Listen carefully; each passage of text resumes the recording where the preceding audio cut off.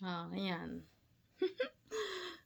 Guys, welcome to another vlog. Landline Close channel. Bihira lang ako makapost kasi I'm busy working.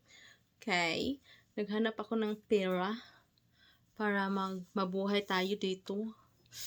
Okay niya. So now, let's talk about the Valentine's, let's talk about our husband na paano sila magregalo especially sa Valentine's Day. So for me, first marriage namin, wala talaga akong natanggap. Wala akong regalo. Kasi, he don't know kung ano ang, hindi niya alam ang Valentine's, guys. We have a Filipino wife out there. The Filipino girl, big deal nila yung mga Valentine's Day. At saka makikita natin doon sa Facebook na madaming nakatanggap ng flowers, chocolate, at saka ano ba yun? Jewelries, perfumes. Ako, wala talaga. So, sinasabi ko sa kanya, ba't wala akong regalo sa Valentine's, hindi mo ako mahal. Sinabi ko sa kanya. At guys, umiiyak talaga ako. So, naiinggit kasi social media talaga, Saka second marriage namin,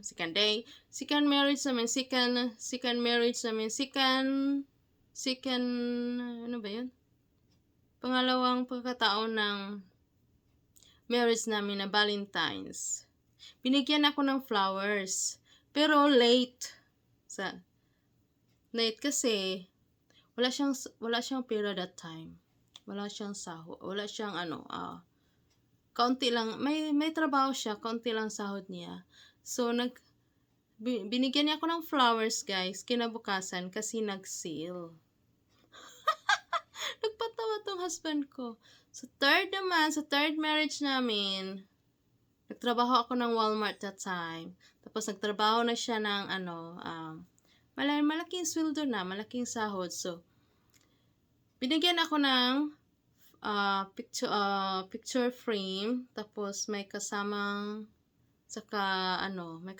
gold necklace ata yun. Ano ba yun? Necklace. Sweet niya eh. So, kaapat naman, binigyan ako ng flowers. Hindi na siya late. On day na, on time. So, pagka 5 namin, flowers ulit.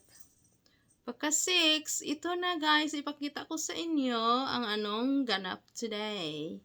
And thank you. Oh, by the way, akala ko wala siyang pakulo, guys. Wala siyang pakulo. So, ito, bumili ako ng sarili kong balon. Ito siya. Happy Valentine's Day. Kasi akala ko wala eh. At least makaano tayo sa Valentine's. Kahit bumili tayo ng sariling atin, at least nakikicelebrate tayo. Hindi tayo maiinggit sa mga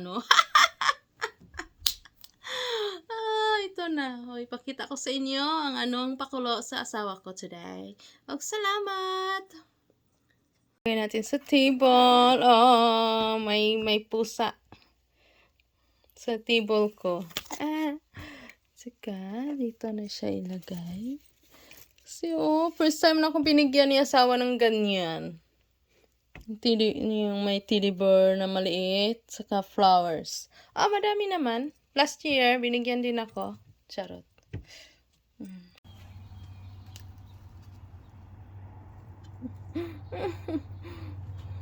Ganyan.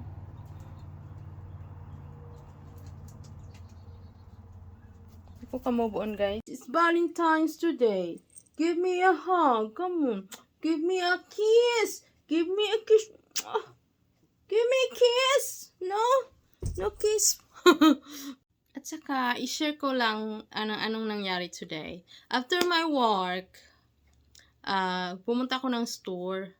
Kahit wala tayong regalo, guys, bumili tayo ng sa sarili natin, no?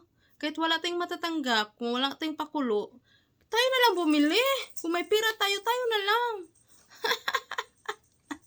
Ito lang naisip ko. At saka, bumili ako para sa husband ko. Kahit wala tayong matanggap, at least, bigyan natin sila i-celebrate natin sila kahit wala tayong matanggap. No? Bigyan natin ng halaga yung puso nila. Charot. Kasi araw ng mga pagmamahal kasi today. Kaya bigyan natin. Bumili ako ng regalo sa kanya. Ipakita ko sa inyo anong regalo sa husband ko. Wala akong idea eh. Hindi siya mahilig sa perfumes. Hindi siya mahilig sa gamit, yung mga clothes. Ang dami niyang damit. Wala akong maisip sa mga lalaki. Ipakita ko sa inyo kung anong binili ko para sa kanya, guys. Ipakita ko sa inyo, okay? Tingnan niyo mamaya. Ito ang regalo ko sa kanya. Ito. Ito siya. Whiskey. May kandado, oh. Ito regalo.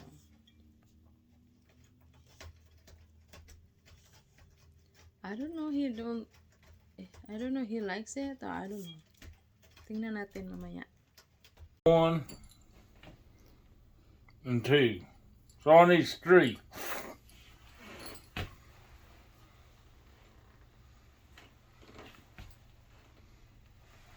Three. Number 3.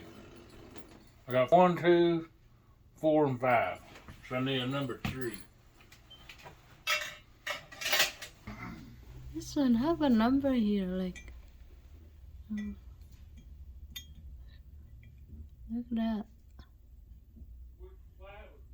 It's perfect. I both have perfect. That's his collection, this one. The key. Hindi ko alam. Nanguliksyon pala siya ng ganyan. Kinuha ko lang agad doon sa store. Tapos, hindi ko tinignan yung susi. By number pala yan. Oh my gosh. That's all. And thank you for watching. Bye-bye.